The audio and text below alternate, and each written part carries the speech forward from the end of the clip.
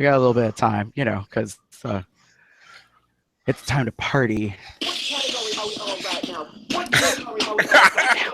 What category are we on right now? What category? Bring it to the runway. Runway. Bring it to the runway. Runway. Runway. Bring it to the runway. Runway.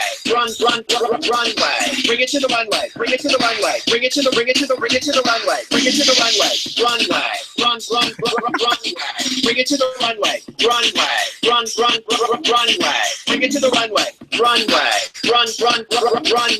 Bring it to the runway. Bring it to the runway. Bring it to the runway.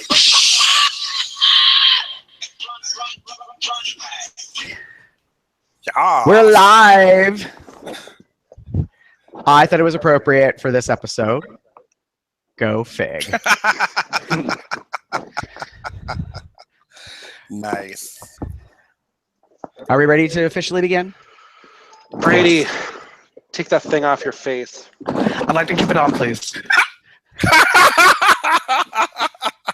You know what, bitch? Suffocate.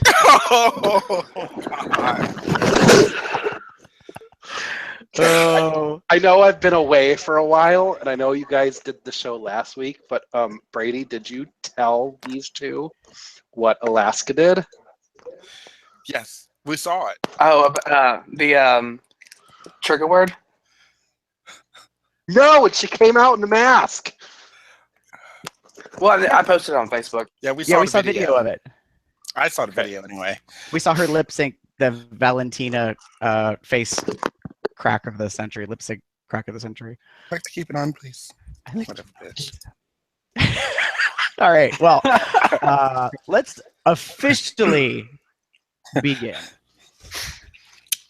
RuPaul Drag Race.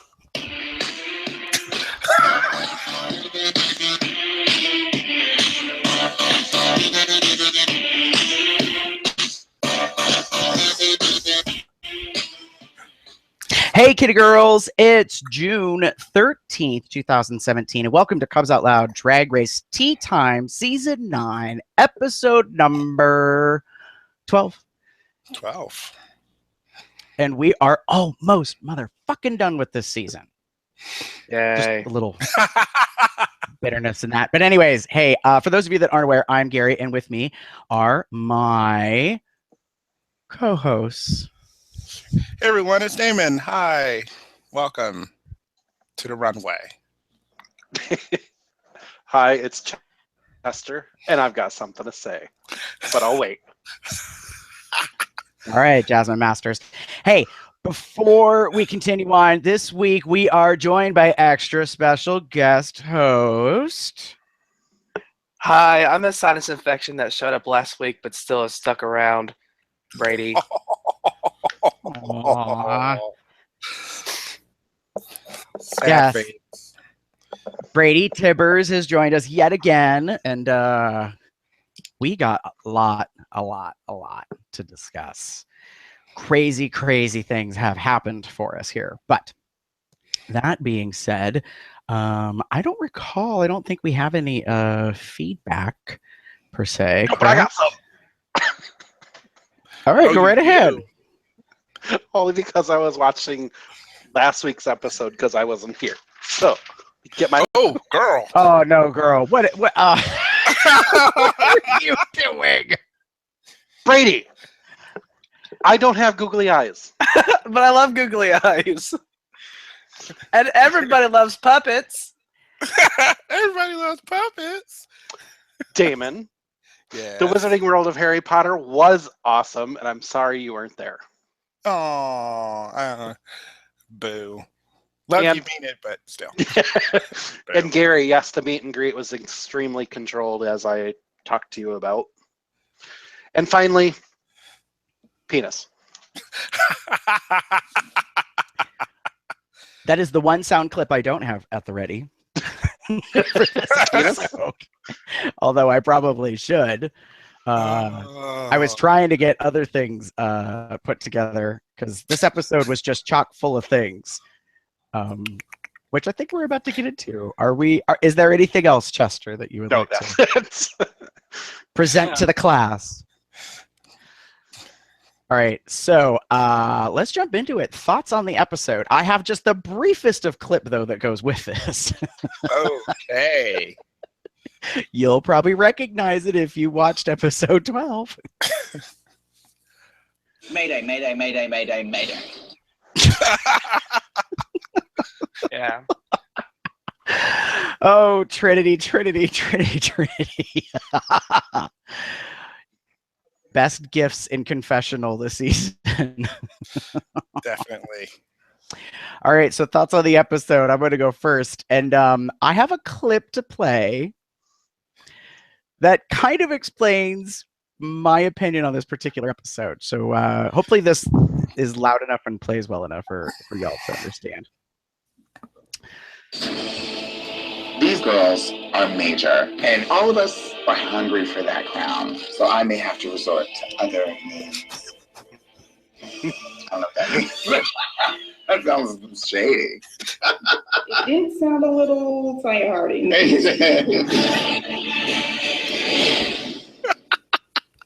Oh, I will say I thought this was going to be my week because I actually did have a rainbow look. You're saying the talent I've got in my life. So, you got to show. Yeah, show us. Show us that you got it. But people have said that before. If I can't do it, that means, well, girl, I can't dance. Then you might not be in the top 3. damn. Shay is going to continue to slay the judges. Yay for Shay. Yeah. Like, I'm going to have to do some showgirl shit, throw some pearls down so she can, like, fall and bust her face. This week, we challenged our queens to prove they are top 3 material. And now they're ready to kick things off with the world debut of Category Is, or as I like to call them, Seduction 2, Electric Boogaloo.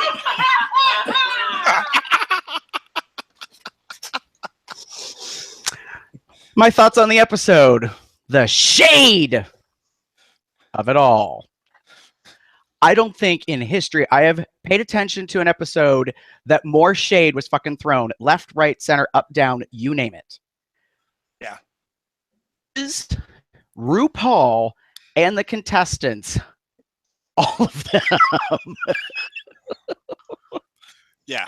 I And was, it was quite surprised. And it was literally like from the beginning to the end, like just one thing after the other. It was a lot more.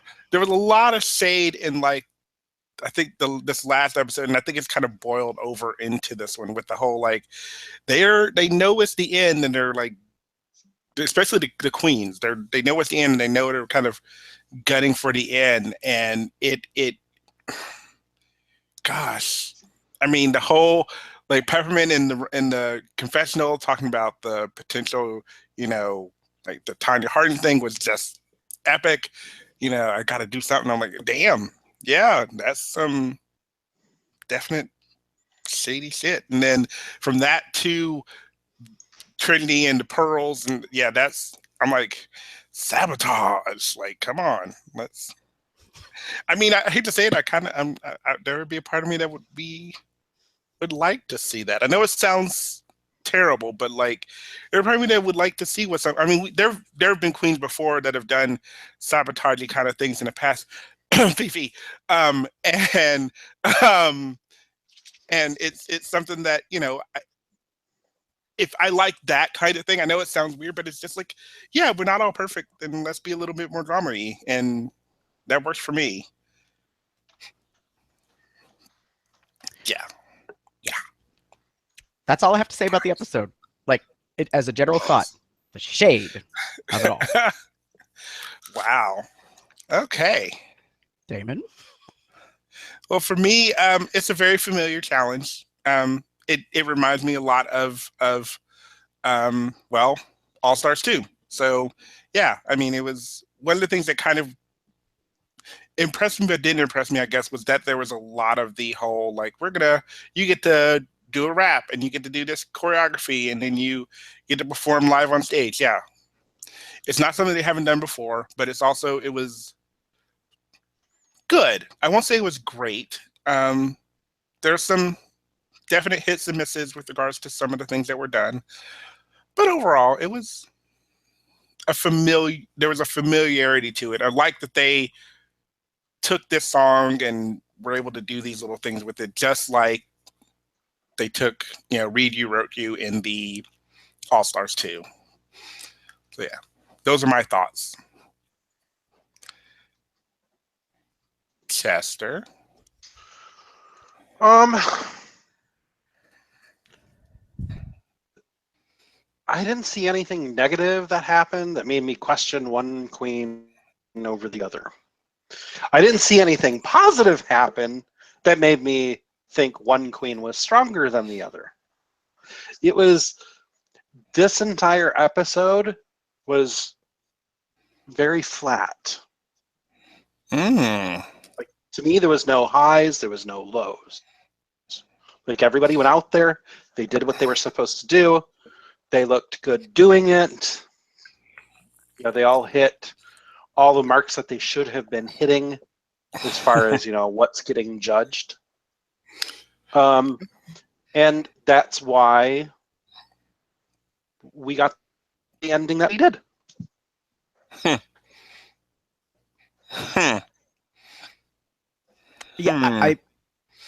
Yeah, I'm hearing you, Damon. It's like, I can see that. I think what you're saying, Chester, is there was nothing performance-wise out of a contestant that really kind of moved anything. Yeah. They all did the same amount of quality work. I don't know how else to put it. Okay, never mind. There were instances.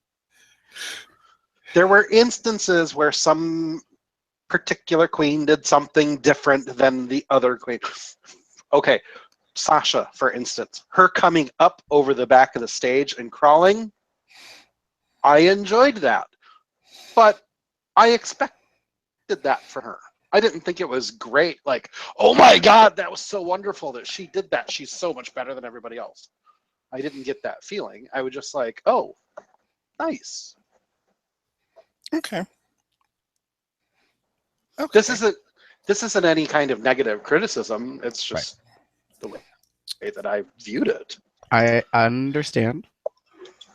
Brady, how about you? My state of mind has been altered. Oh. No, wait, is that because you're chemically enhanced right now with medicine, or? Well, I'm just going to put it like this. This comment actually is going to be in two parts. The second part will come when we actually talk about the finale, because I need to fucking stay off Reddit when I'm in the bathroom. What I liked about this episode was that it changed my perspective on both Peppermint and Sasha. I used to not be their fans, but then they completely rocked it in this episode. I'm like, oh my God, I love them both now. It's very tough for me to actually pick someone who I want to win, because I thought they did such a phenomenal job. I think that this episode, while seems very familiar from All Stars 2, which I have things to talk about in regards to that when we actually get to the finale episode, it was different. It's cool to see a top 4 instead of a top 3. Spoiler, but that's okay. I wish that they had done this in previous seasons. Like, I still think Latrice Real should have been in top 3 instead of I don't remember who the hell it was, Fifi. But I think this overall was a really, really good episode. It was interesting to see a different music producer than Lucian Piani, but from my understanding, Mr. Lucian is also still on a hiatus. So, and it's good to see Todrick back again as well. Yeah. So that was the thing. One of the things I thought about before this episode, I've talked about it before, we all had this idea about who we wanted our top 3 to be. And one of the things I remember saying was that as much as I love Peppermint, I don't think she's going to make top 3. And the main reason I thought that was because there needed to be something major that happened that would have knocked one of the top 3 out of the way so that she can take it. I will be perfectly honest, something did happen in this episode to me that kind of changed, that I felt like she did that. No, not quite that. Not quite a mass thing, but it was very much something to the effect of, the way I feel about this, Trinity wasn't the greatest in this challenge. Not saying she did bad, but I feel like if you just did this challenge, I feel like the top 3 would have been Peppermint, Shay, and Sasha. I agree with that.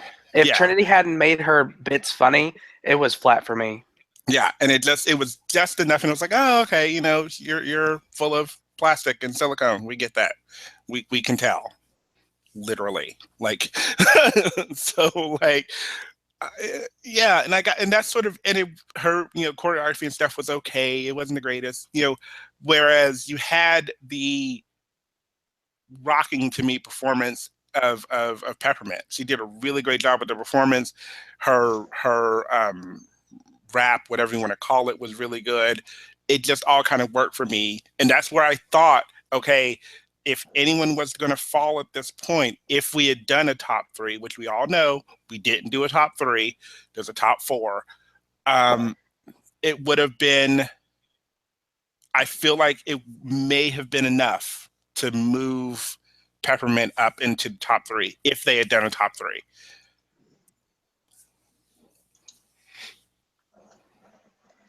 So there's that. Anything else, Brady? Nah, I'm good. Okay. Well, then that takes us right into our next topic area. Cool.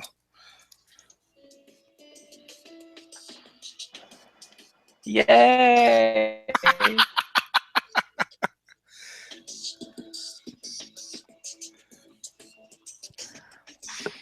So pretty.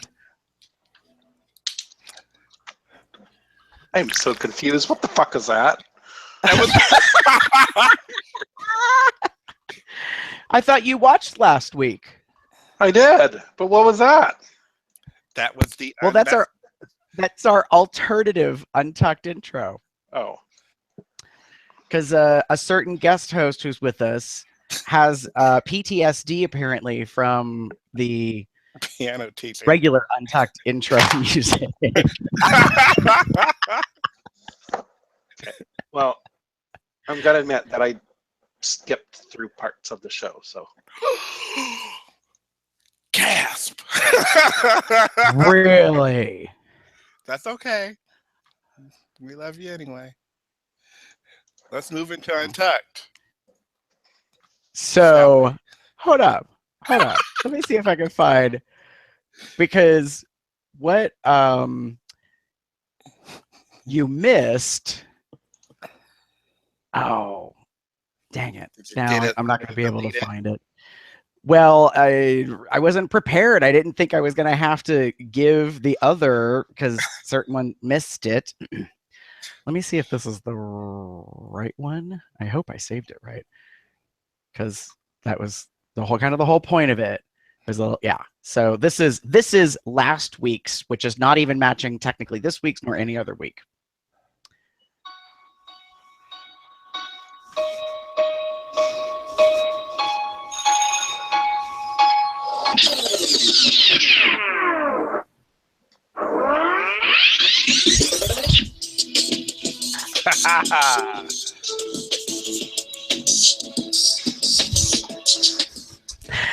Okay, so they need porn music? No. So actually, in last week's Untucked episode, there was this huge, like 15-minute non-talking segment at the beginning of the episode when all the queens are walking in and they're just grabbing their drinks and then waiting to go sit down on the couch. Really can mostly hear his footsteps in the background. So I took that, edited a little bit, and then I did that little like sound, DJ scratch thing and threw it in there. So last week when you were gone and Brady was with us, it was a surprise because he doesn't really like that, kind of psycho-ish type intro thing, which other people have actually said online they don't like it either. So, well, anyway.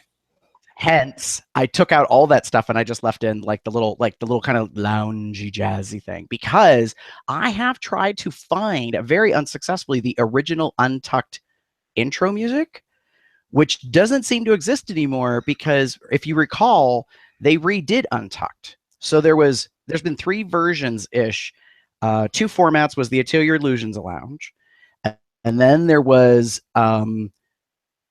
when you got to see it unedited, and then they did what do they call it, like Rewind or something, and that's where Rue comes in and talks about every single episode. So it's kind of like pop-up video. I don't know if you guys have bothered to watch any of those. That is the latest version you can find, is the one where Rue like does all this like, you know, kind of talk in the beginning and then like, you know, says things that I can't find the original, like the very first ever kind of whatever for Untucked. And then they went to this, which is the documentary style. So, because Brady had made a comment that he liked the original better than this thing. So I was trying to find it. Long story short, sideways trip to fucking Boston, trying to get to Cleveland. Point is, I just made a new intro kind of thing. Yay. And now Damon,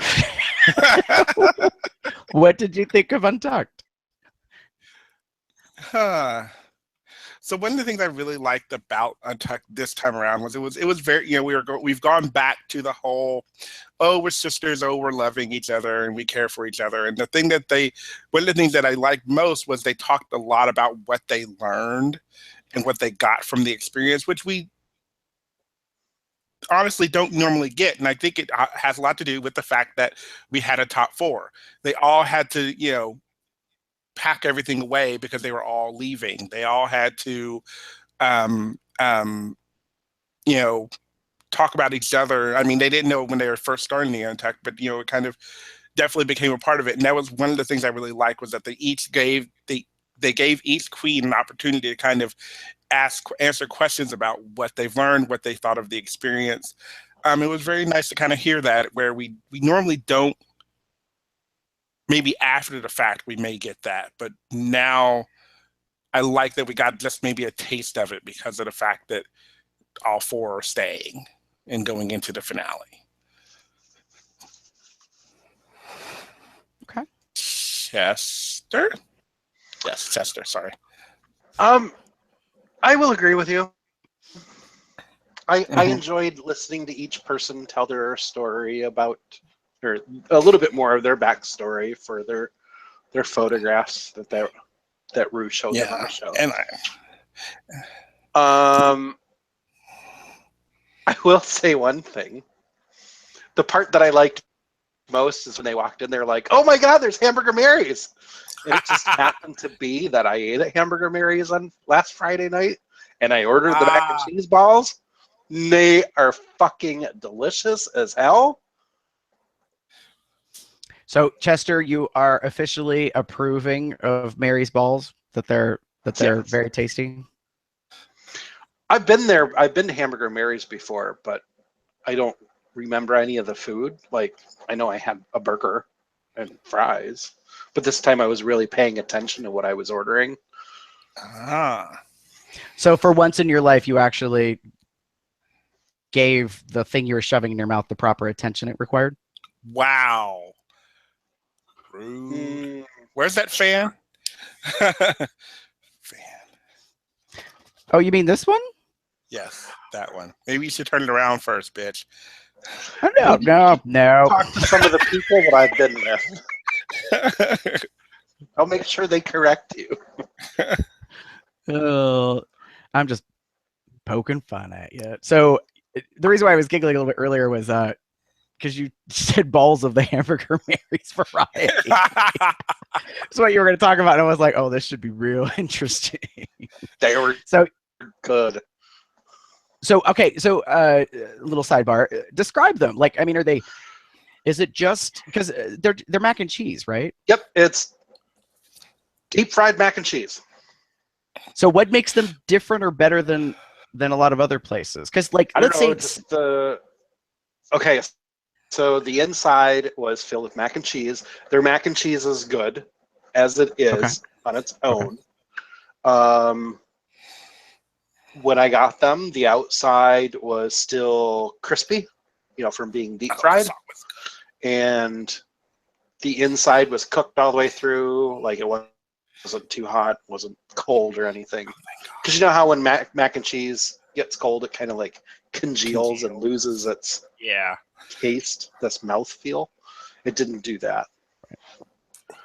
So these are not your traditional corner bar, like Kraft mac and cheese knockoff, like frozen in a box variety that you can pretty much I don't anywhere. think so. I think this is their own concoction of mac and cheese, because I ordered a hamburger that had mac and cheese on it, and it tasted exactly the same.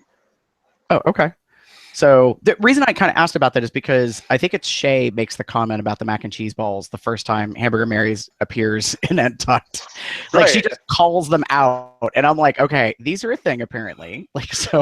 Well, that's why I sent you guys the message when I got to Hamburger Mary's, and I sent you guys the picture saying, "Look, I got mac and cheese balls," and you're like, "How? Why? What makes you think we care?" No, because what you sent was. You sent a picture, and I think that's all we got. And that's where I was like, no offense, WTF. Like, why do we care about this? Maybe I didn't include the text in the message, or I thought I did, or something. Oh, you said, what's pretty much what you said is you sent the picture, and you said, I know why these are popular now. They're amazing. Right. You had no idea where I was when I sent it. Okay, gotcha.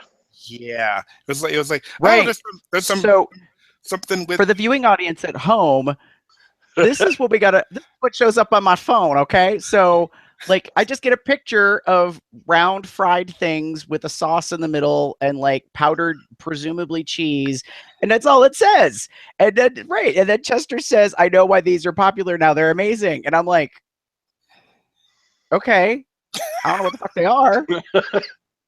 Honestly, in a smaller image on my phone, I was like, oh, those look like something we serve here in Erie called pepperoni balls. I'm like, but that's confusing. I don't know why, unless Chester's had them in Erie and then found them in Florida. Like, so then you were like, we talked about them 2 weeks ago. They were on Untucked.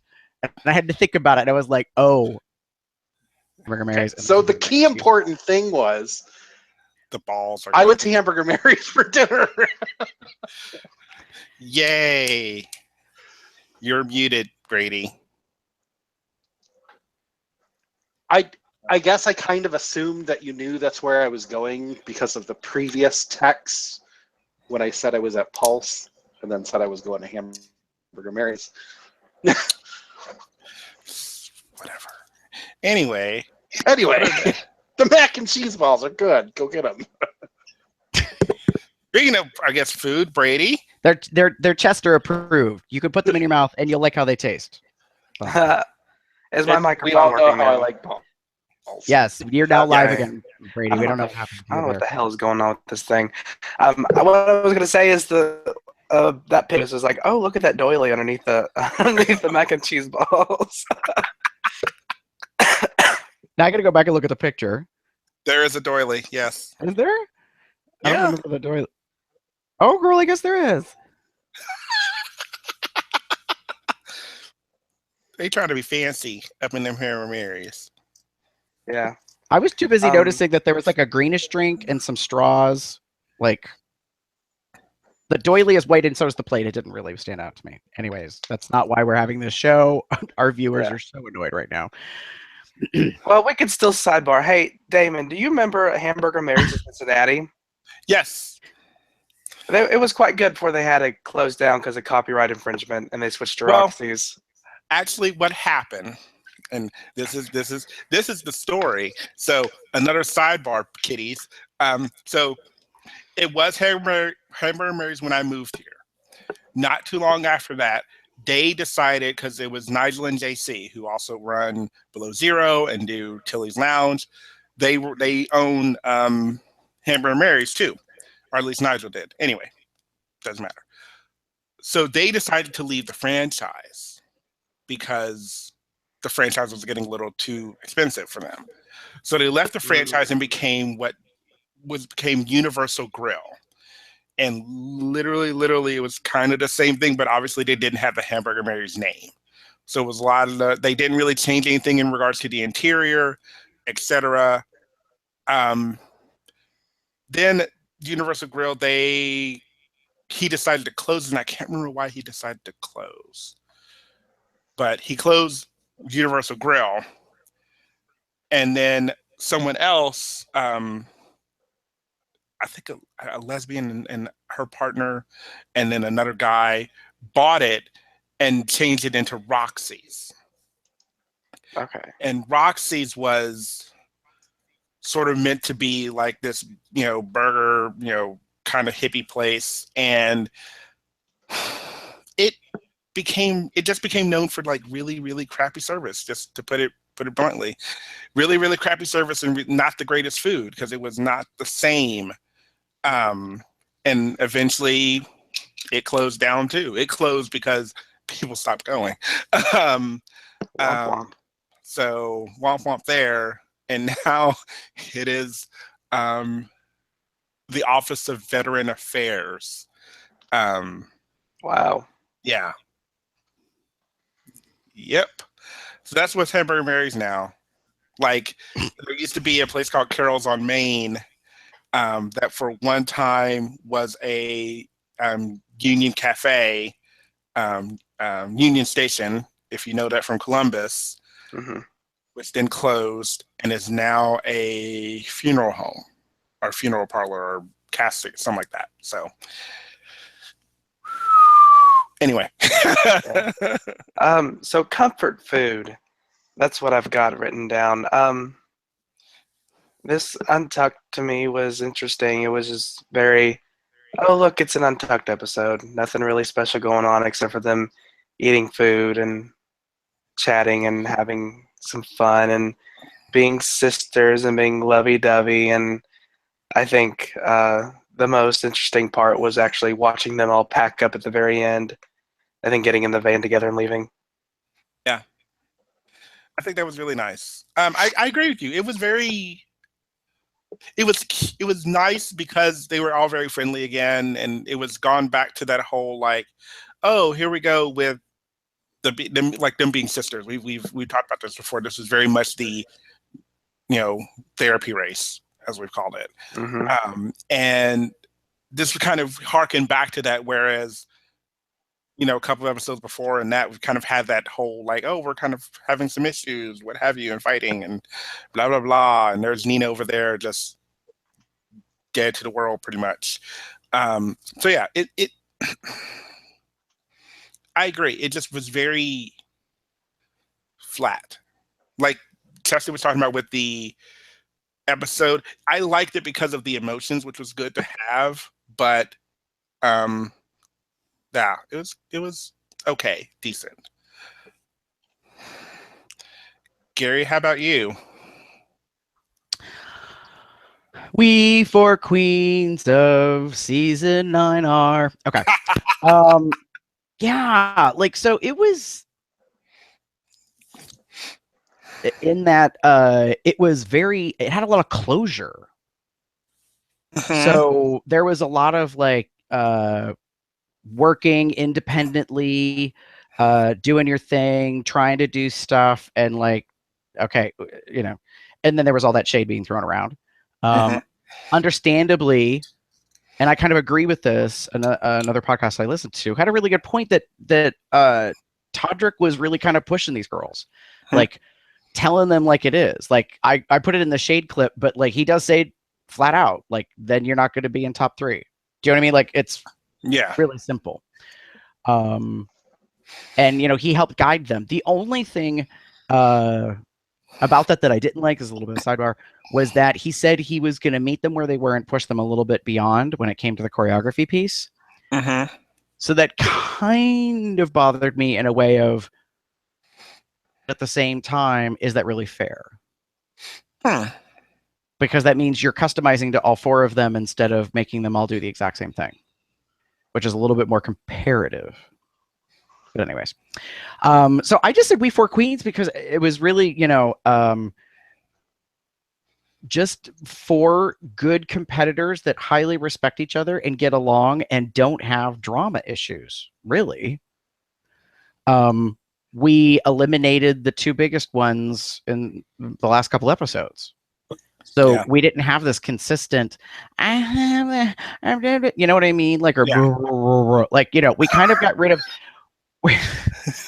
Well, we did. We got rid of Gypsy Rosely's mother, and we got rid of Eeyore. So, I mean, with them gone from the competition, it came down to 4 pragmatic, like, focused queens. I think 3 of them are a little more tenacious in their focus, but I think all 4 of them were serious and, you know, and wanted to be there and stuff.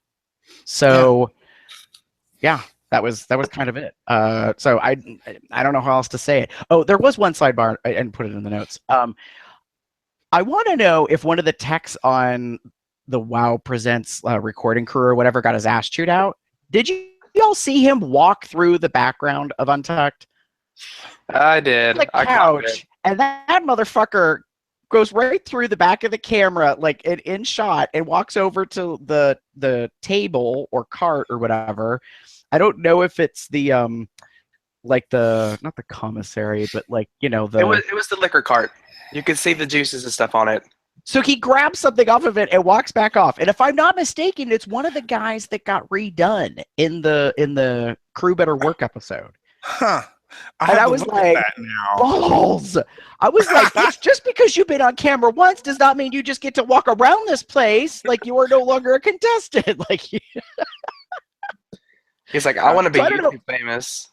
Yeah, I was like, I don't know if he got chewed out for that or not. That was just a little pet peeve of mine. I was like, we are focusing on the 4 contestants. Thank you very much. We don't need your ass sawn turning in the background. And there was no like hiding it. It was because if they had tried to hide it, he would have gone around, come through the door, you know, and been behind the half wall. So, you know what I was trying to actually figure out is the random shot that was showing the GoPro camera. That was like, what was up with that? I was like, are they advertising for GoPro? Showing the GoPro. I don't remember that. It was just a random camera that looked up at the GoPro camera that was facing down at the queens, and then they switched over to it, and you can look down and see what they're doing. I think it was either bad editing or something. I have no idea. No, it's probably just to show you that there's more than one camera that's watching them.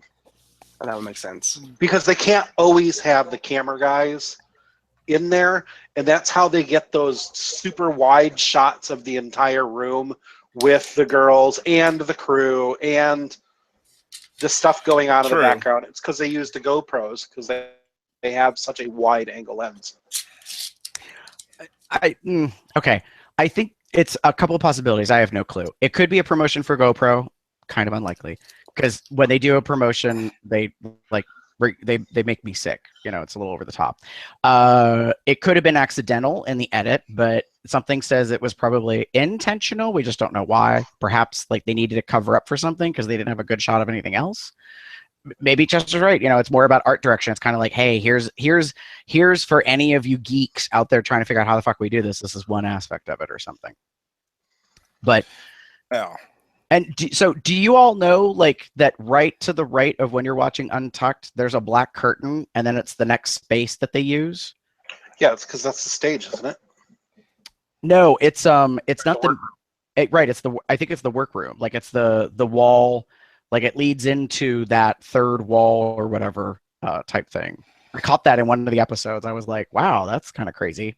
Like how small they're working everything because you obviously have an illusion that they're like, it almost seems like all predefined buildings or something. But yeah.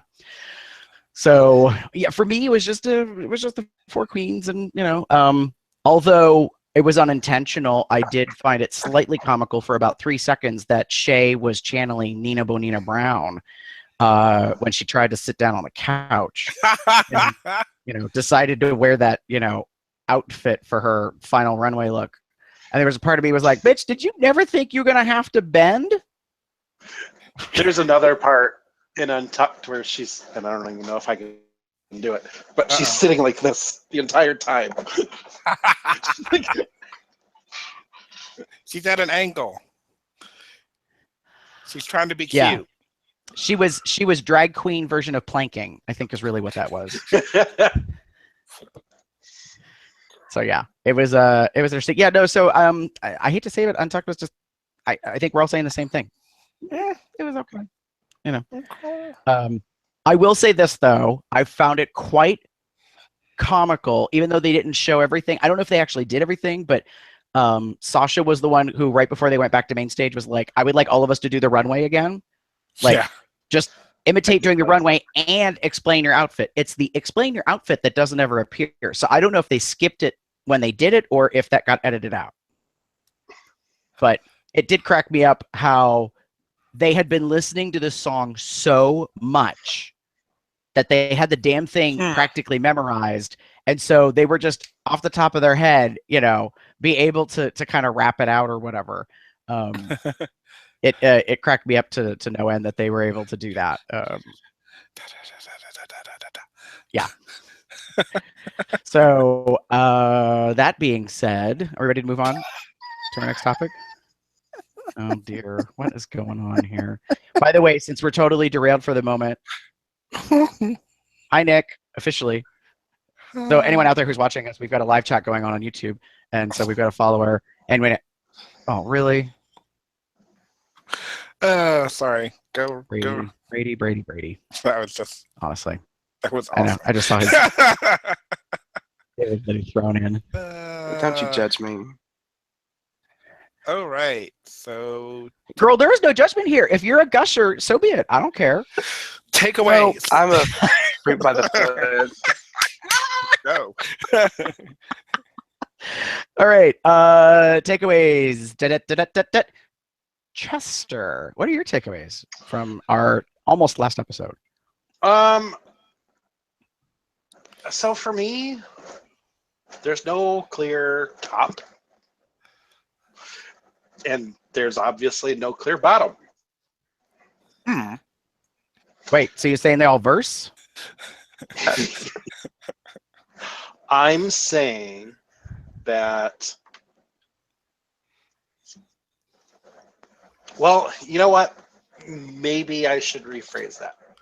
There are two queens that I think are good contenders for the top. Actually, I think you just said it a little bit ago. There's two queens that are that are clearly in the top for contention of winning, and then the other two are just there. Interesting way to put it. Okay. I know who I would like to win, but I think we're going to get into that later. Yeah, we'll get into that later. So do you feel like as of the end of this episode, no ground was gained by anybody? So you kind of feel like we ended where we started?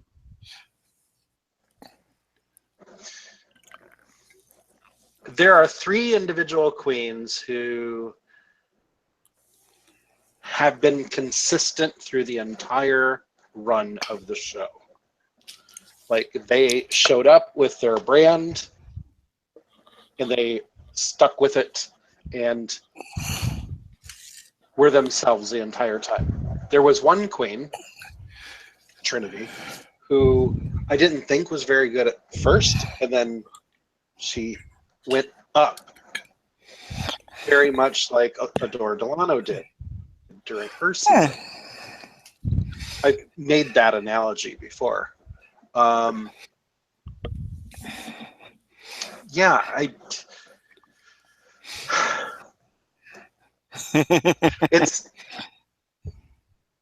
don't want to say too much because I think I know who won, because like Brady, I accidentally saw something on Reddit. Okay. Well, there's that. Mine was a complete accident, though. Mine wasn't because I was sitting there pooping. I'm sorry, I got bored. No, I was taking a shit. I'm going to be honest about it. Wow. Okay. Okay. Anything else, Chester? No. Random. I'm All right. despite possibly getting things spoiled for me. As soon as I realized what it was that I was reading, I was like, nope, close it. I don't want to know. Ah. Interesting. Okay. Brady, what's your takeaway? To paraphrase Trinity, I am Baba Shook.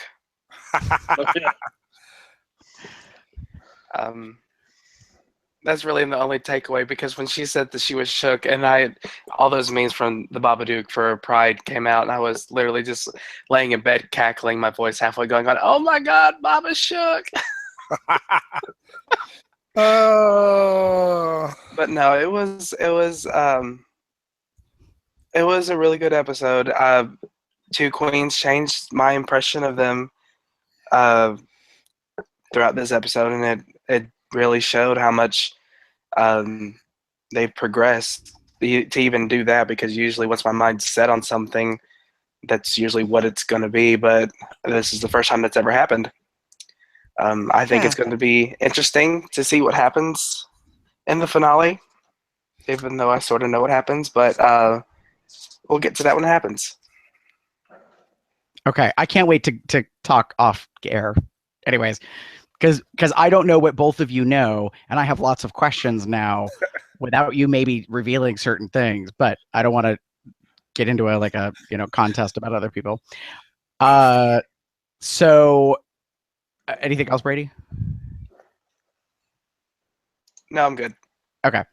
All right. So takeaways. I had kind of two things. Like, I felt that this episode was heart-wrenching. In that area, it was because of obviously the discussion interview piece when they're on main stage, and Rue holds up, the childhood photograph and then says, what would you tell your younger self? And how all four queens opened up and almost had meltdowns on the runway about recognizing that they've come a long way from where they were and the stuff that they've lived through and survived to where they are today. So that's the part that I thought was heart-wrenching, was because each one of them kind of had a moment of reckoning, and they all kind of said in Untucked, like there was a brief discussion, not very brief, but there was a discussion about how they were not prepared for that to be emotional.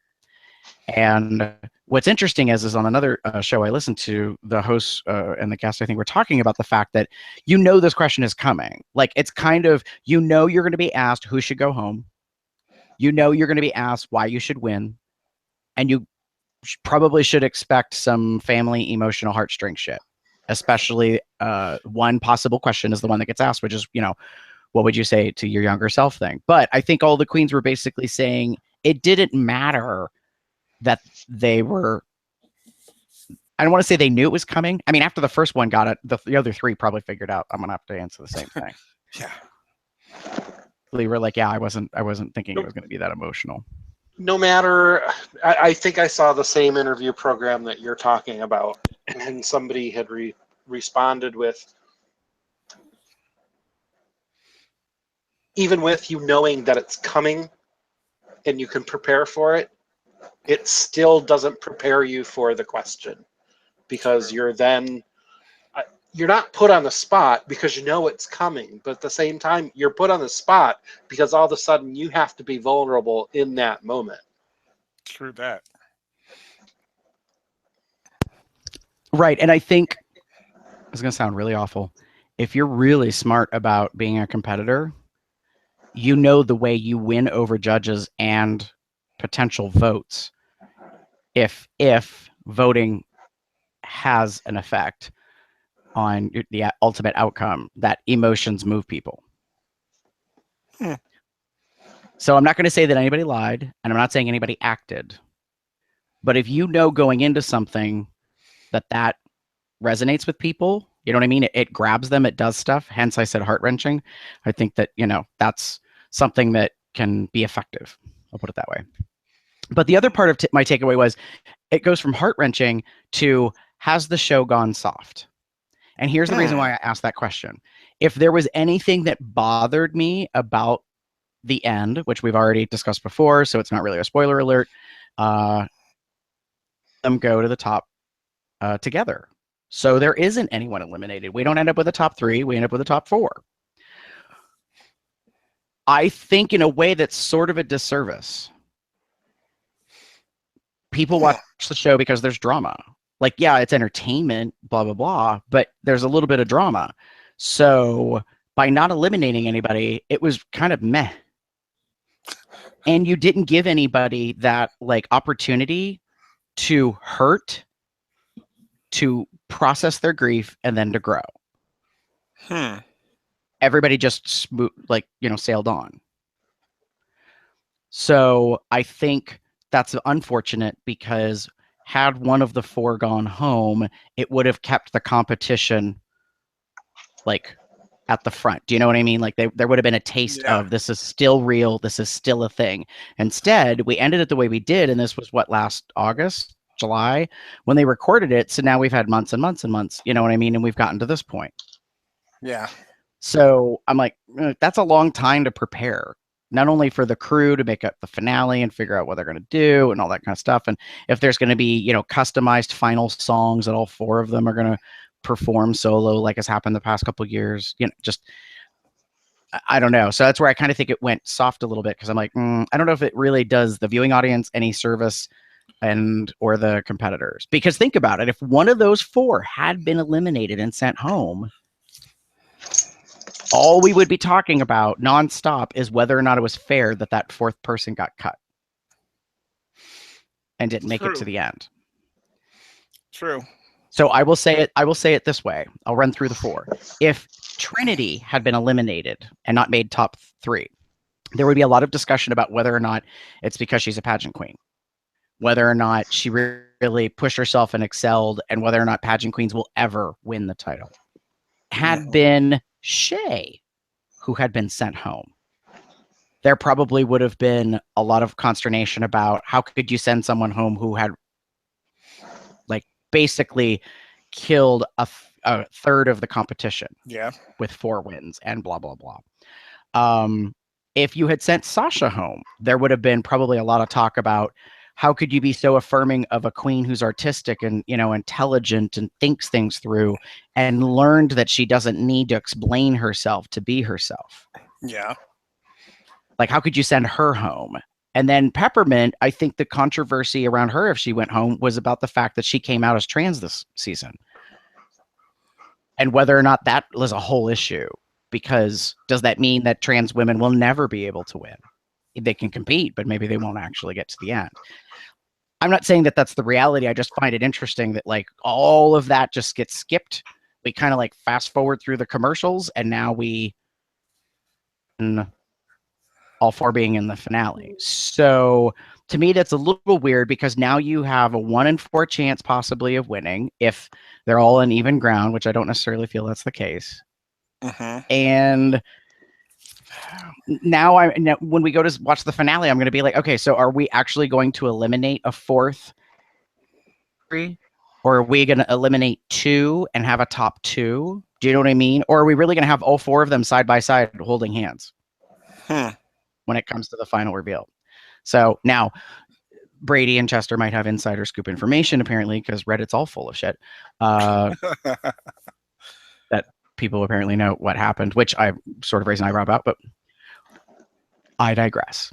Takeaways. Damon, what was yours? Well, you've kind of talked about it a little bit in the sense that this was a bit of a game changer to me. The ending, the finale, the top 4 as opposed to top 3 very much changed the way I was looking at the competition at this point. And to me, it will change the way the queens who come in on season 10, 11, 12 will do things, because okay, well, now you realize maybe you just need, sounds crazy, maybe you just need the gun for top 4, because this year are they going to do next year they're going to eliminate 2 girls, there's just going to be a top 2. You never no, next season they're not going to eliminate anybody. No one's going to be on the show All season long. All season long. Now that would be something. Now that would be fun. Is you get like we talked about, like points, like you get points for where you get and where you stay. If you end up in the bottom, or if you stay in the top, or if you're safe, you get so many points. No one gets eliminated until the end. The person with the most points at the end wins. Like make it a real like competition. Anyway, That's just me spitballing things off the top of my head. But you know, the Okay, thing Mr. Tallywhacker. yeah, well, yeah. But it's one of those things where it, like I said, it's a definite game changer for me in that. Like I said, this episode, if it had been a top 3, I would have felt like Trinity just did enough to kind of fall down, just enough to maybe put Peppermint in the top 3. That being said, since they put you, like you said, Gary, since they put the top 4 together, it kind of changes my idea about that. Like, okay, well now no one really, gets eliminated. And we go into the finale with 4. I like that idea, maybe along the way, which was one of the things we've done before, is maybe they eliminate, if you've seen like So You Think You Could Dance, or you've seen something along those lines, they've done before where they eliminate down from 4 to 2. They take 2 people off during the show to get them out of the running, and then there's only 2 left. And one of them obviously becomes the winner. So it's just, I could see that being a thing. It's just a very game-changing thing, and I'm kind of looking forward to what they do in the finale.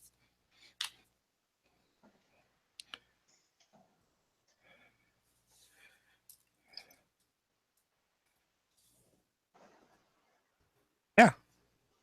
Oh, Right. I was like, that was it. What the hell happened? Did he get muted? No, it's okay. I just wanted to make sure that Damon was done with his takeaways.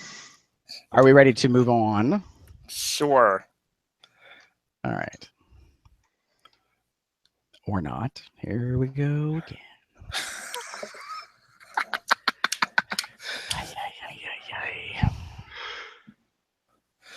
Who can I call? You guys want to hear my impression of the little girl from The Grudge?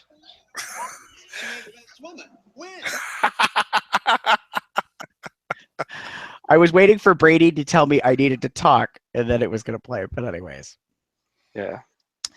All right. Yeah, may the best woman win, interestingly. Snaps and eye rolls time, or hits and misses. Well, Brady, why don't you go first? Snaps for Sasha on this episode, because when they were doing the choreography, she was not getting it. But then she came out and she blew me away, and I was like, ooh, girl, you went home and practiced. You did your homework. That wig was Liza Minnelli, but I mean, yeah, meh. Like one of the things I really liked about Sasha's interpretation is that it was very much Sasha. And that's the thing I've really liked about her. No matter what she is, no matter what challenge she has done, she has never strayed from her drag. She's very much been fashion forward, and everything else, and intellectual and everything. It all kind of worked. And even her little rap thing kind of worked. And her choreography, yeah, it wasn't on point. It was okay, but it was okay. It was what I would expect from her. Exactly. And it, her little splat on the ground to do the death drop or whatever. It sucked, but it worked for what she was going for. Exactly. Now, my eye rolls are for Shay and her blue wigs. Oh. Because I don't understand. Like, we saw it again, and I was like, I know it wasn't the same wig that she's been wearing. It was a different color blue. But it's like, do you own, like, different shades of blue wigs? Okay. I disagree. I think it was the same wig. You think it was the same wig? It was the same wig she put on. It was the same wig she put on her sister, and it was the same wig she wore. Oh gosh, I can't remember when, but I know she's worn it a couple of times. Okay, because I wasn't sure, because I was watching a bad quality rip of the episode, so I wasn't sure if it was a different color or. No, I feel it was the same wig, and I'll when I get to mine, I'll tell you why I think it is. Okay. Because I rolled it too. Yeah, I also agree in that I think it was the same wig. And what bothered me about it was I was like, one, we've already seen this hair. Two, the last time we saw it on the runway, it was on your sister and was a mess. And I think I figured out part of the reason why it was a mess, because I think she wore it backwards or sideways or something. That she redid it so that the part went in a different direction than probably normally lays. Because when they came out, I think they were meant to be bookends. Remember, it was black and white and then white with black. And so I think her sister's hair was like parted on her right to left as opposed to, I think, the other way. So that's just my estimate as to why it was such a goof, like when her sister had it and blah, blah, blah. So the moment she walked out, I was like, really, girl? You've gotten all the way to almost the finale. Like in your finale look, you can spend months crafting and preparing. This is what you decided to wear. I don't have an issue with the outfit. I've got an issue with the hair. I'm like, you could have come out bald. You could have come out in dreads. You could have come out like in a, Tina Turner turned disco ball silver, thing, something. I just was a little disappointed personally that it was the blue wig. I was like, okay. All right. Well, with her outfit. Speaking of snaps and eye rolls, Gary, what about you? All right, so I have snaps to give to all 4 of the girls for the Maxi Challenge performance of the rap lip syncing dancing number. Like the rapping was like some did way better than others. It was a little painful to watch them rehearse with Todrick and try to figure it out, although all of them kind of had the same arch, a story arc or whatever, where they started here and Todrick helped them be better. So I got that. I laughed when Sasha said to Todrick, "You were right." Like this little weird like moment where she, had to admit sort of defeat or whatever, But no, the Maxi Challenge performance I thought was really good overall. Only one of the 4 I thought did not do as well in that. But I thought that Peppermint really fucking stepped her game up. In fact, I want to say it was like probably her best performance of the season. Yeah. Doing a number type thing. And Shay did what was expected. So, Sasha very much did Sasha and made me very happy that she did it so much better than where we left off. Yeah. Like the way they showed it, I had concerns that she was going to be able to nail it and that she was behind and not able to like execute. And I thought, this is not good, girl, because this looks like you're going home. So then when they actually performed it, I was like, oh, there's more to the choreography. It's more like her, and she was almost right on. Like exactly in sync where she needed to be. She wasn't, but she was pretty close compared to someone else. So yeah. So for the Maxi Challenge, I gave snaps. My eye rolls are 2 things. The podcast interview. Now, the reason why I put podcast in quotes is because people have bitched for a couple of seasons now. Where did the Tic Tac lunch go? Bitches, This is the new Tic Tac lunch. Because remember, the Tic Tac lunch was nothing but an interview. It was just a discussion between you and Rue. Well, now we brought Michelle in because Michelle is her bestie. It's her left tit. And they do a podcast show. I own that. I've listened to it ever since it began, and I really enjoy it. Right now, it's a little boring because it's quite formulaic that it's the 2 of them having a discussion, and then you jump to an interview that happened last year because it's mostly the judges, the guest judges that have been on this season 9 that are the later part of each episode. So when it isn't Drag Race season and they're not doing that, I kind of like the other shows better because they have other celebrities on and they just have I think a better conversation. So the podcast interview bugs me though. I give it eye rolls because it's not real. So as all of us know what it's like to put on a podcast, we do ours with headsets, and it's a preference that you have a microphone with noise canceling technology. Hopefully, not everybody does, but it helps take out the background stuff. We know what it's like to have all these other noises and things happen, that go on. None of that is an issue at all. Michelle and Rue are done up. I had to laugh my ass off when I saw online somebody ask the question, do they always record the podcast that way?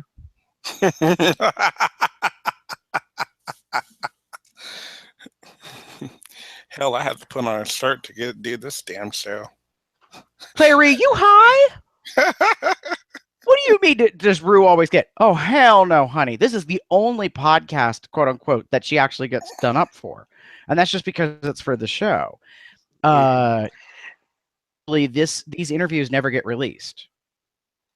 Like And in fact, you never hear an audio of this as an actual podcast of the RuPaul and Michelle Visage What's Tea podcast. It was very weird to me. Go ahead, Brady, and then I just wanted to mention that Rue did an interview, not really an interview, but Katy Perry did this live thing for her witness tour that's coming up, and RuPaul came to her house where they were recording this, and it was like a Big Brother thing.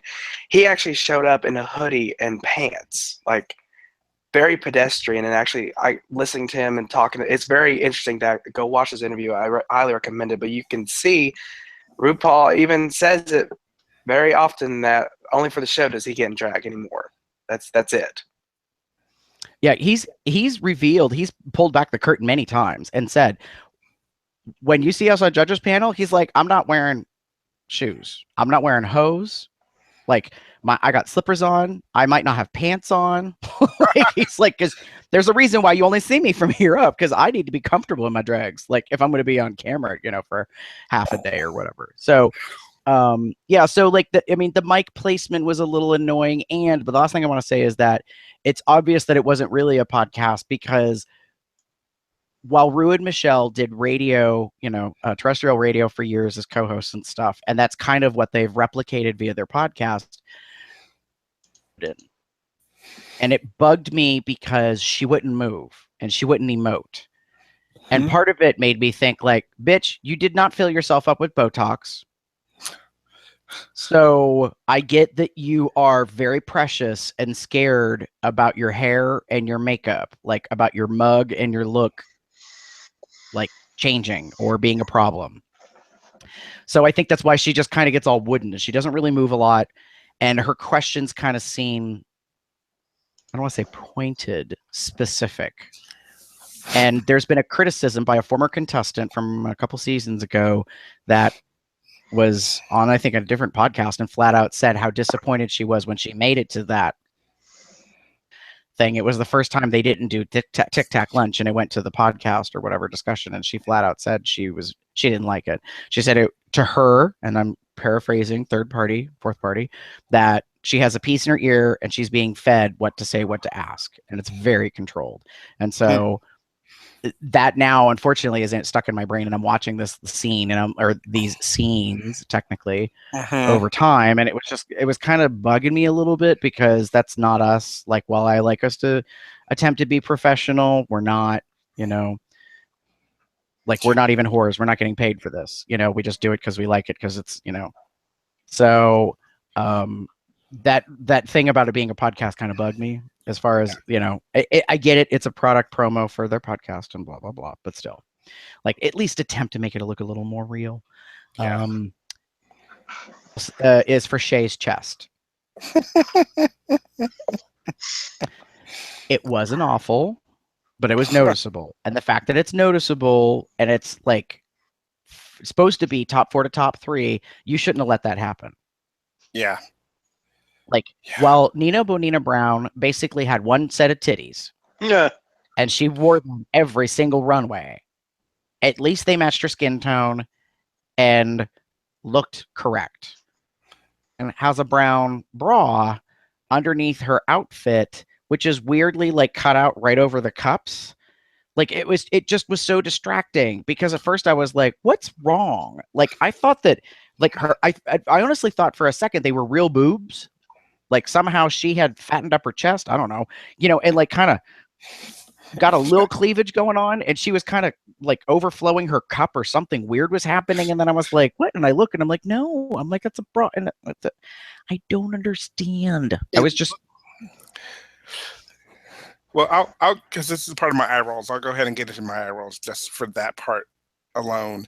What it looks like to me is that she took like maybe a brown bra or maybe a brown like pantyhose or something, and filled it up with some stuff to give the illusion of breasts, because she normally does. And that's the thing, Shay doesn't normally always wear tits. We've kind of seen that before from her, and I was okay with that for a while. But this particular time, it just was so off-putting. Like, it just didn't work. It looked saggy, and you could see like the disconnection and how it was moving just off with the rest of her body. So pull my boob around. It was very just off and awkward, and it didn't look right, and it didn't work right, and it didn't go well at all with the skin that was showing. It wasn't a good idea.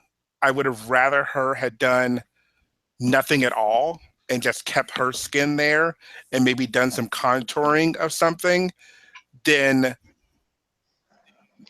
what she did. And I don't know, obviously we're a year or so away from it, but I don't know what it was that she was thinking at that point in time. Because that and the wig that was a recycled wig, and again, like I said, this is one of my eye rolls. On one side of her face, I believe it would be the left for her. I noticed it a lot in Untucked. It was coming undone, like noticeably, like undone. And that was one of the things that really, really bothered me, because it was like, we've said, we're in top 4. This is not the time to kind of slack off. And you gave us this really nice looking like outfit, the kind of very detailed and constructed kind of design, and leotardy kind of thing, and it looked really well, but it just, the execution of things was just really bad. So those are my 2 things. The wig and the chest for her were just bad. And my other eye roll is in relation to the podcast, and it's the Squatty Potty like promo, whatever bullshit. Like, I hated it so fucking much. I'm not a big, when product placement is done in parody for fun and hilarity, I get it. Like, it's cute and funny and whatever. In this instance, it never came through. It fell flat. Like, they're getting Squatty Potty. Why the fuck are you giving drag queen Squatty Potty? What the fuck? What is this for? What? Rimming. No. You can't. Because they all bottoms and they gotta clean out. No. Well, okay, so if you want to try to make a connection and avoid the fact that it's an obvious product placement, Squatty Potty is meant to help you evacuate better. So maybe if y'all hadn't been eating them motherfucking hamburger berries, mac and cheese, you wouldn't be backed up and you wouldn't need a Squatty Potty. Well, it wouldn't be the mac and cheese. Oh. Nice. So yeah, that was it just so hit me the wrong way every time they didn't do it so much in the first one, but each one after that they did it, and it was just like, only 2 of the queens got them on camera. So no, 2, 3. It was just 2. 3. I believe it was just 2. Sasha got one and didn't know what it was. Shay got one, and they were like, "Wait, you actually know what this is?" Right. Shay got one. Did Peppermint get one? No, she was the first one up. Right. Peppermint did get Peppermint one, and Trinity to get one. Now, I think all 4 of them did get it. It's just the way they edited that they didn't use it in all 4 of them. So I don't know. But I didn't probably for the product placement they only had to show it twice. I think for the product placement they just needed to talk about it, and I didn't have a problem with that because it is a real product that they promote on the podcast. I thought it was hysterical the first time because Rue puts on that Jersey voice or whatever. And I was like, that's kind of like their real podcast for a brief moment. But anyways, yeah. So all right. Yeah, I didn't hate that. So for me, my snaps actually are for Peppermint's advice to herself, to her younger self, and the way that they did it. And I'm sure, I'm hoping like this was good, thing. They did not use Peppermint's original name. They did not call Peppermint a he. They said what would they kept it very general and everything else. But on top of it, her advice was so beautiful to me, and it's something that no one ever would. I don't think anyone ever realizes that that's something that someone who's going through that or has been through that transition would never get the opportunity to say. And it felt so beautiful to me. So my snaps are two. I know that it's part of the show, and I know it's something that we normally see coming, but it was a very touching moment for them to acknowledge the fact that that Peppermint is a trans woman, and they, instead of like everyone else got their boy name and how they were, and they were using proper pronouns and what have you. But for Peppermints, they made it very different. They catered it, or not catered it, made it for her. It was just very, so yeah, that was perfect for me. I loved that. I agree with you, Damon, that was probably one of the better parts of the whole show, is how Sasha brought up how they talked to Peppermint about that. And they did it right in the recognition, even though in the interview, Rue stumbled slightly, I think, in labeling the discussion about the day life versus night life for Peppermint. It is about the fact that she came out as trans. It was I don't think it was intentionally awkward. It was just awkward in the moment verbalizing. Like she kind of said it one way, and then she kind of thought for a second, and then she said it another way. And so I agree with you that as far as that goes, we really have come a long way from season 1. Yeah. This is now the 9th season, 8 seasons later. And I mean, it was in the very first season, or was it season 2? Was season 1 or season 2 that the first contestant came out as trans? Season 2. That was Sonique. And that was in the reunion? No, yeah. It was on the main stage. No, it was during reunion. Okay. Season 1 was when Angina came out as positive. Correct. Right. So there's been pivotal moments that have happened, but this was handled, I think we finally gotten, they wanted to be maybe a couple seasons ago, where it was like, this really isn't an issue anymore. It doesn't really have to be discussed. But I liked the fact that in the interview for the podcast that Michelle called it straight out and said to Peppermint, no one has the right to say this or this is or this is not allowed for drag. Proponent of that for years, and I think it's in a way meant to shut the fuck up all the people online who have high criticism of whether or not a queen that makes it onto the show really does drag. Do you know what I mean? Like Sharon Needles got the brunt of that fuck when she came on about how it's not drag and it's more costume and blah, blah, blah, and horror, like freak show has no place. And then I was like, when she won, I was like, oh, really, bitches? Well, look who won.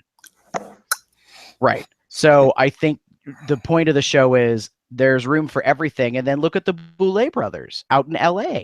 They're now, I think, casting Dragula, their second season, for the, what is it, the super monster drag model or whatever. I mean, it's a whole other, it's become sort of a subgenre thing now. So, there's lots of different kinds and room and stuff like that. So I think that was the most important thing, was that not only we're recognizing trans, but we're also saying like all of it's acceptable. Like, why does anyone think they have to say yay or nay for definition?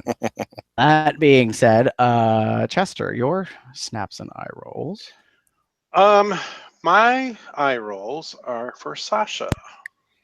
Eye rolls? My snaps are for Sasha. The reason being is because during one of her interviews, and maybe it was when she was talking backstage on Untucked, but she mentioned that at the very beginning of the season that she wasn't sure if her type of drag was going to be accepted. And then she gave it some thought and quickly changed her mind and said, you know what? No, this is the type of queen that I am. And she has stayed true to herself. Definitely. And to her brand the entire competition. She's doing her idea of drag, and she does it well, and she exudes confidence.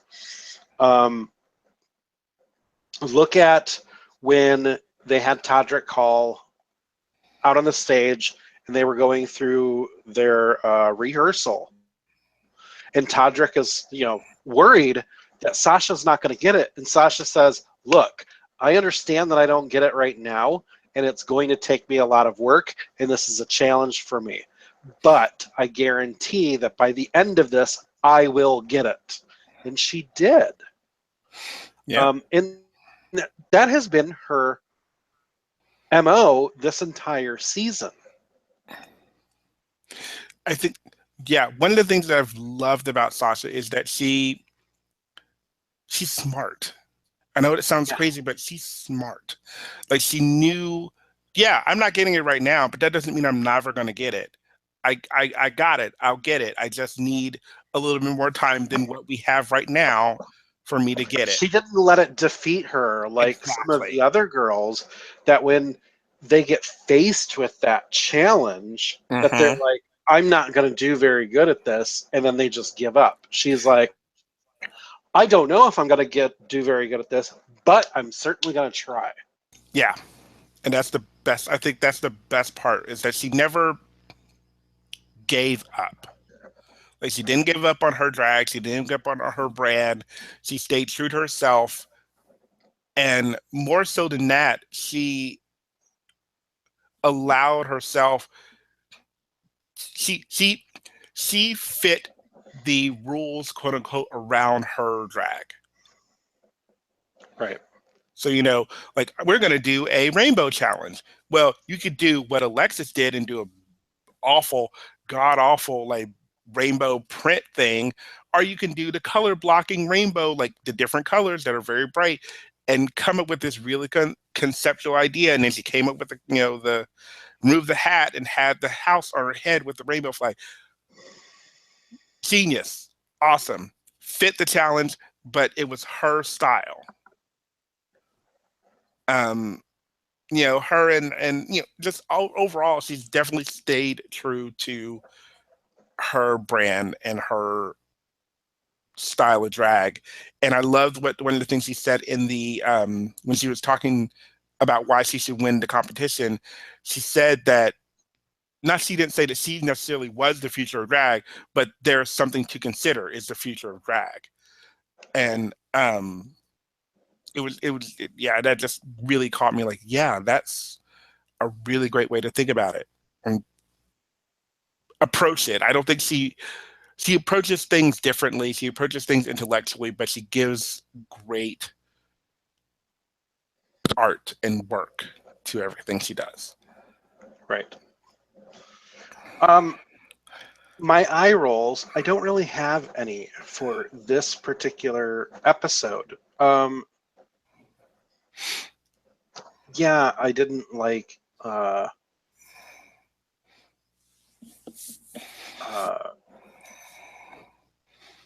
don't remember where I was going to go. There was something I was going to say, but now I don't remember. It escaped my mind. But I do want to bring up an eye roll from last week.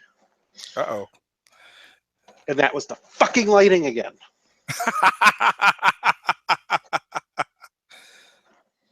Because is it Shay who came out in the graffiti print? Yes. Okay, yeah. So Shay comes out there in this graffiti print, and the first time I watched the show, I was like, what the fuck is that? And it's not rainbow. It's not, I kind of get where she was going. However, if you watch Untucked or any of the supplementary episodes for the show, and they show her dress, it's very vibrant colors. It makes sense. But when you're watching the regular show, because they washed everything out with their fucking lighting, it looked bad. So there's my eye rolls. Goddamn production. That seems to be consistent through this season. Is the production, particularly lighting, is terrible. Your lighting is It's terrible. terrible. Okay. So, Chester, I would like you, if you can, not right this very minute, send us a link or get us us as hosts, the imagery you're talking about without that lighting issue to see Shay's dress, because I would really like to see that, because I don't recall seeing it anywhere not in the episode under those lights. I'm not saying it's going to change my attitude of what I had to say about her last week, because I still think it fucking wasn't a rainbow and it was just too much of a reach. I give her the kudos for the fashion. I still give her negative marks for not being rainbow, but that's a whole other issue. Oh, I agree that it was a reach, but when you're watching the episode, it looks so washed out that you can't really see any of the colors. And yeah, even in the other image that I saw, it still wasn't very rainbow, but at least it was colorful.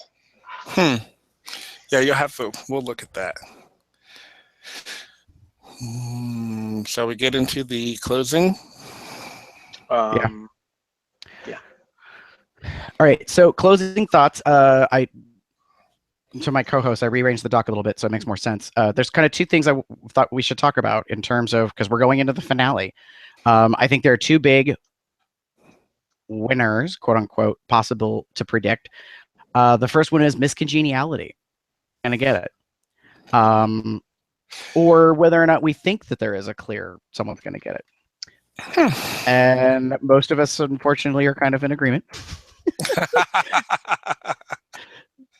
I personally think that it's gonna probably end up going to Trinity, because I think she was the most consistent, helpful to the other girls. Now, it didn't seem to show as much in the later half of the season, which is why it's a little confusing. And especially if like anybody thought that one of the queens that left earlier should be getting it, it's so hard to gauge, because it's like, well, if someone made it through 12 episodes and someone else only made it through 4, like, how do you really get a feel for whether or not that person, should get it? I think some people might think that Cynthia Lee Fontaine should get it, because she didn't change in terms of this quality about her personality. She's just very polite, very nice, very helpful. But I think a lot of people would be like, but you already won once. Like, you don't get to win again. You don't get to collect another 5,000 or whatever. So personally, for me, was my exact thought. Because my first thought would be, give it to Cynthia. And I was like, wait, no, that bitch already got it. Like, yeah, give it to the cuckoo again. I don't know. I think that to give it to Cynthia is sort of not maybe cool or whatever. So I think Trinity. Now, obviously, by saying this, I think this is to say that I don't think Trinity's going to win. So that's my take on that. Like, I don't think she's going to be top 2. I will put it that way. She'll either fall in 3rd or 4th if there is such a thing this season. I don't know. Damon, what about you for congeniality? So for miscongeniality, I agree with you. I think it might be Trinity. And the main reason being that she has been the one I've seen that has gone from, like, to be blunt, I'm a nasty pageant queen bitch, to, oh, I'm a little funny, oh, I'm a little campy, oh, I can have fun. I'm still in the competition, but I'm not the bitch that you thought I was. Because those first episodes, she was very much, I'm going to win. I need to win. I'm going to be at the top. And even though we hear it a lot now in confessional, on the show itself, she's not that, like, cutthroat as she once were. Yeah, we had a little joke in this episode about the throwing the pearls down or what have you, but I think she was just meant to be a little bit more. I think she has what it takes. I agree with you, Gary. I don't think she's going to win. That's just my personal opinion. I don't think this challenge in particular this week was that flip for me. I also may think Eureka, and I know this sounds odd, but the main reason I think of it is because her leaving was not of her failing in a challenge or what have you. I think it had a lot to do with the fact that she was just, she had the injury, and she left with grace, and it maybe they'll get people will vote for her, maybe not necessarily out of sympathy, but what have you. But it's also, I just feel that's something that I feel she would win. She did okay when she was on the show. I feel that if she hadn't had the injury, she could have potentially gone far. I don't think she would have gone this far, but I think she would have gone far.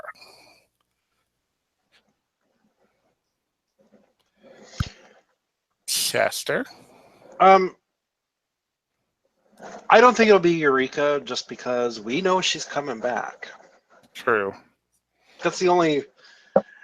I don't want to disagree with you that maybe Eureka's deserving of it, but I don't think that they would give it to her based simply on the fact that we know that she's coming back. That being said, I believe that Miss Congeniality is probably going to go to Trinity. And just like what Gary just said, because I think that it also means that I don't think that she's going to win. Yeah. Brady? So I'm the only one that disagrees here. Just because I've been following the voting before the polls closed, the one that was in the lead when I last checked before it closed was Valentina. Not saying that she's going to win. I think it's a possibility that she will because she has a huge fan base based on what she did this season. Regardless of what happened and what she failed at doing, she had a big fan base. It'll be interesting to see if it's her or Trinity, because those are the two that I think it's going to come down to. My money, however, is on Valentina. I can see that. And not just because of her having that, she has a very big fan base, but also because, again, on the show, she wasn't necessarily vicious. No, she wasn't. Never was she mean to anybody. Yeah. Or just look at when Aja came for her in Untucked. Aja gets done going on that big rant, and Valentina's just like, I'm not even touching it. Yeah, sure. Exactly. Because of that alone, she should win. Cool. Okay. So are we ready for the next thing? The overall winner? Who will be the winner, baby?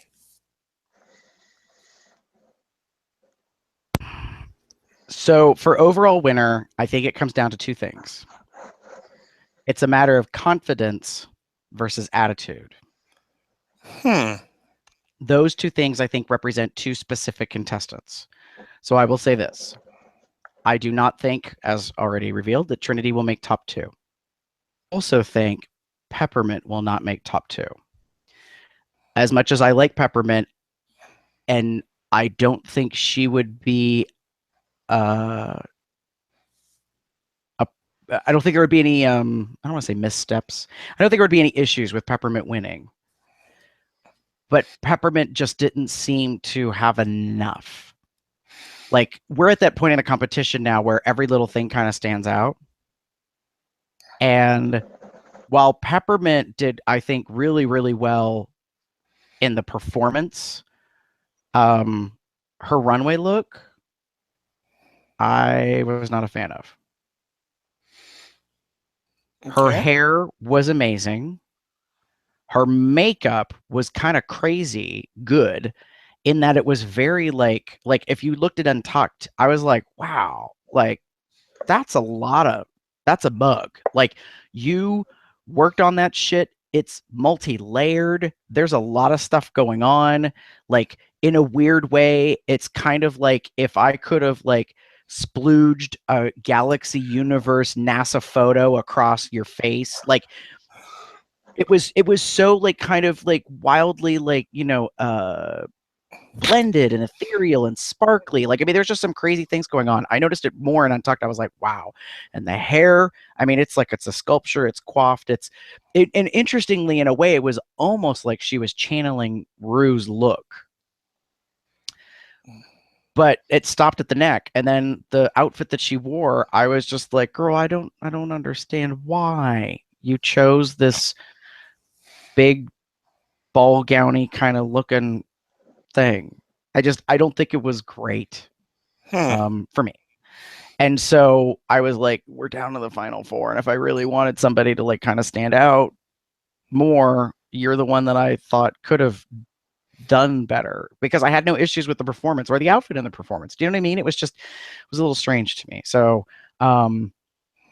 his attitude, I think the confidence goes to Shay. It hasn't been a couple of seasons since we've had someone that, since the moment they walked in until the moment they walked out, they were consistently saying, come on, just this is all a formality, girl. Just put it here. Like, do you know what I mean? Like, that's just the way Shay has been the entire time. And I think that, a couple seasons. You don't think Bob had that kind of confidence? Bob had confidence, but Bob wasn't saying, the scepter, give me the $100,000. Pretty sure Shay has been very blunt or blatant, I guess, about winning. But that's Detox. Right. That's kind of who I was referring to. Although she didn't win. No shade. But in this case, I think that's the difference. Is Bob, on the other hand, I think was steadfastly like eye on the prize, consistently moving forward, and didn't need to vocalize every single time. That's, I think, the difference of what I'm trying to talk about here. Yeah. The attitude, on the other hand, I think really goes to Sasha. Sasha has been very much kind of like you were talking about before, you know, Chester, in terms of, you feel that for her it's confidence. For me, it's about attitude. It's just, I'm doing my thing. I'm doing it my way. I mean, even when she sort of talked back to Todrick, I thought that was very dicey, interesting, and weird all at the same moment when she says, but that is the kind of queen I am, or whatever. And I was like, I don't know if it's going to bite you in the ass or not. Like, I don't know where this is going, because usually you don't talk back to the judges or to the, you know, the guests that are trying to help you.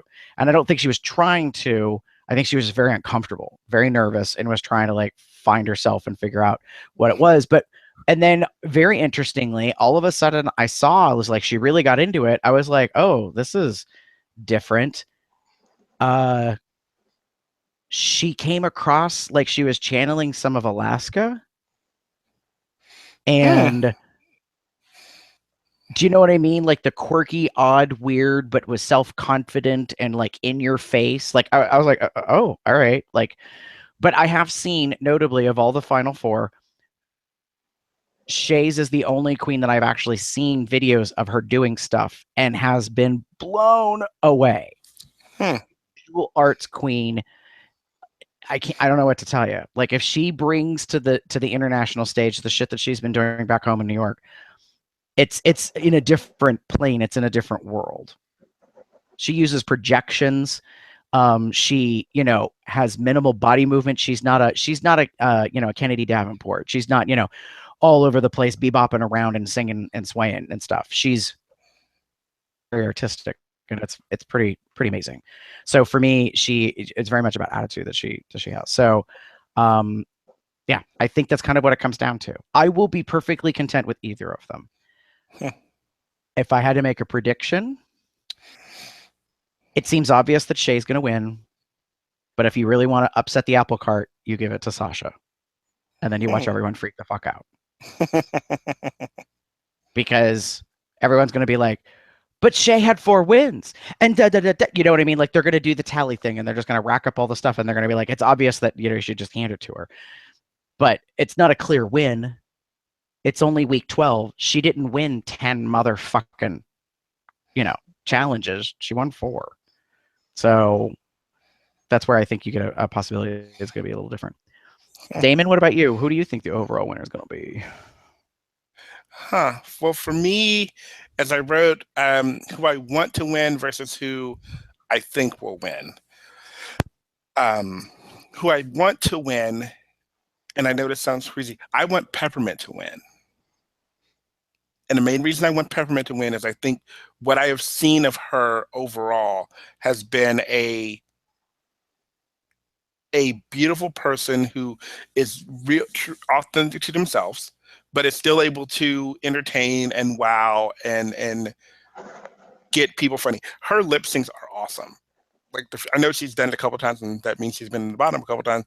But each time she has given all of it, and I think she would have the ability to do other things. I could see her being a potential spokesperson for those queens who are trans and have to deal with this whole issue of at the time, because it's true, it still happens. There are queens that still don't believe that you can be trans and be a drag queen.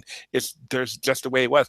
I used to feel that way for a long time. I didn't think you could be trans and be a drag queen. I think once you hit a point, you're no longer a drag queen, you're a woman. And that was sort of my biggest issue. I've grown a lot since I had those thoughts. Those were like back when I was in college. So anyway, yeah. But it's one of those things.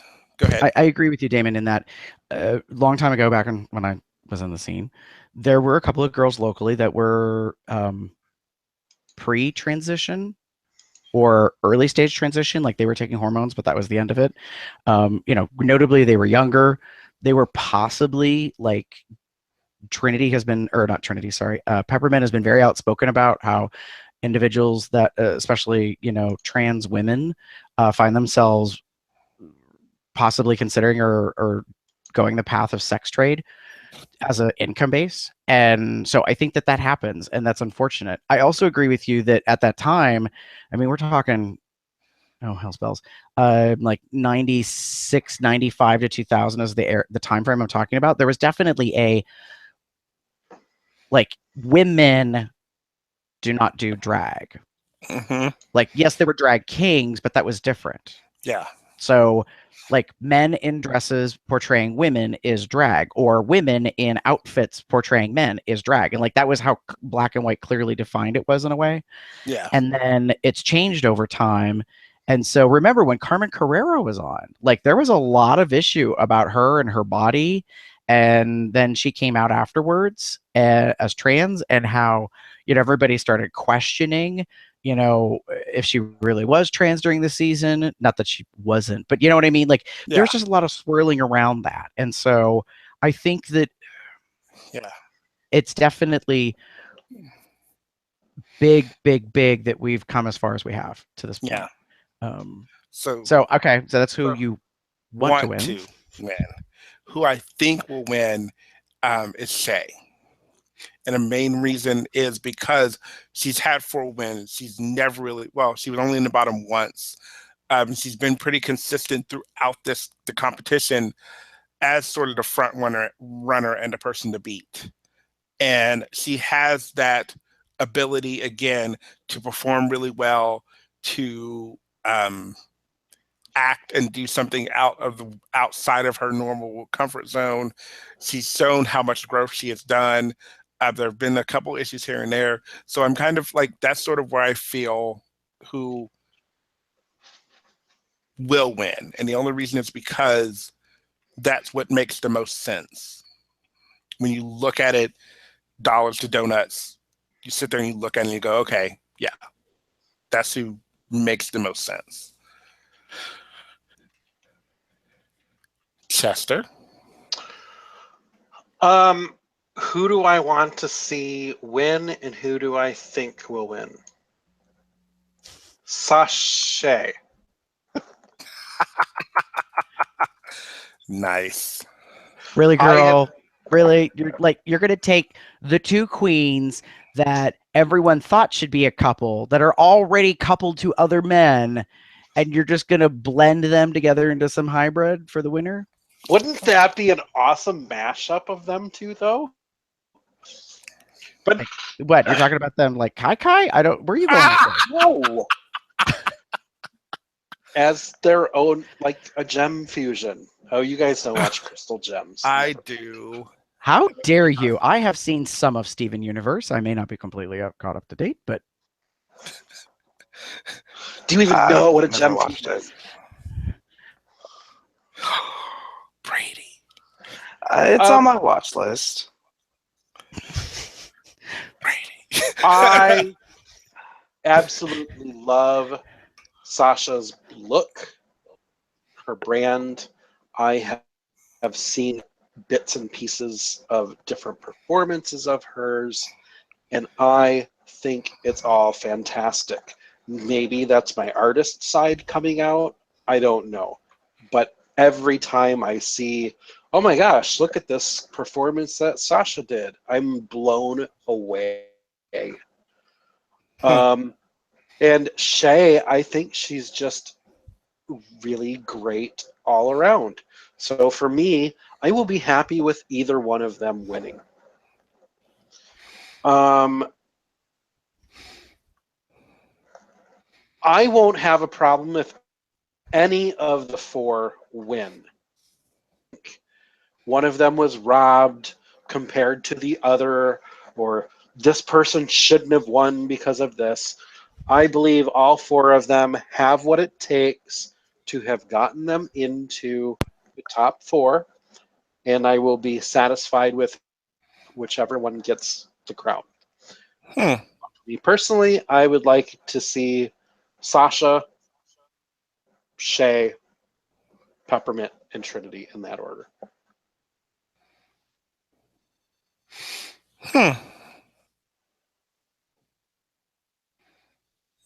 Okay.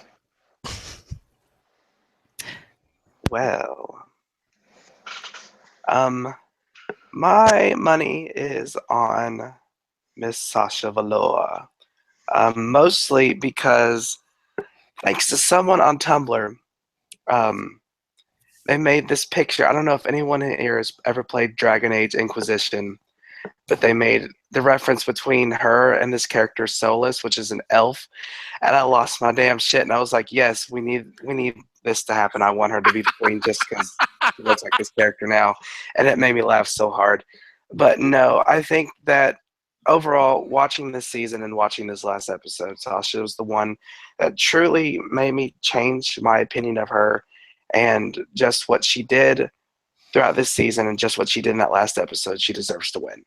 So that's who I want to win. I think she would actually do very well as America's Next Drag Superstar, and I'm crossing my fingers that it's her. As a follow-up, if it was not her, I would hope that it would be between Peppermint and Shay. Shay being the likely of the two.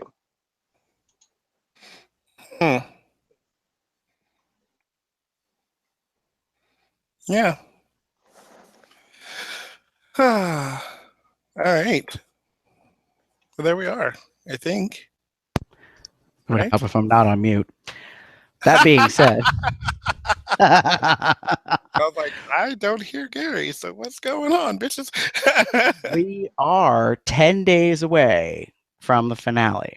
So they are doing what I thought they might, which is they recorded live on the 9th, and then it airs on the 23rd.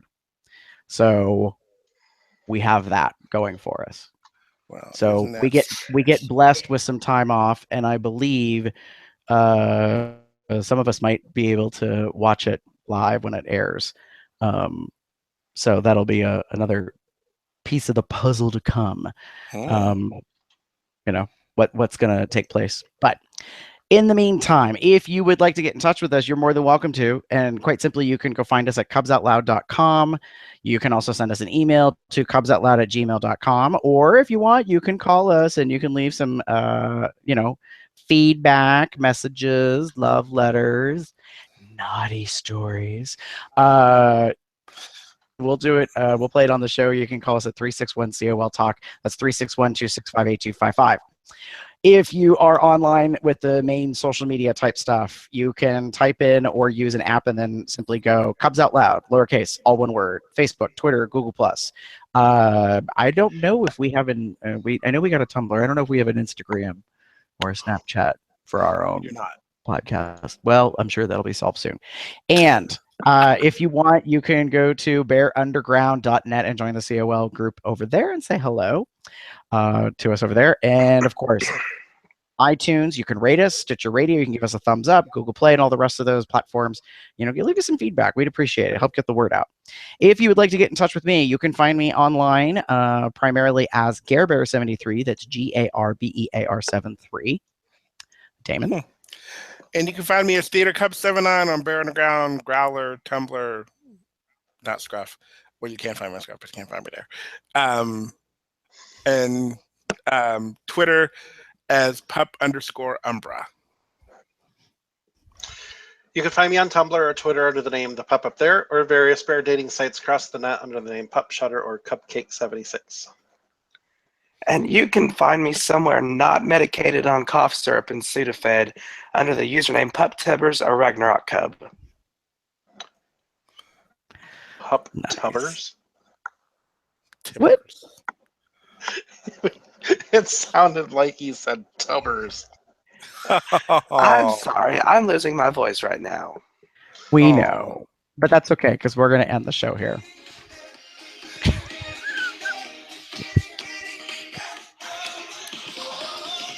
Yeah. No.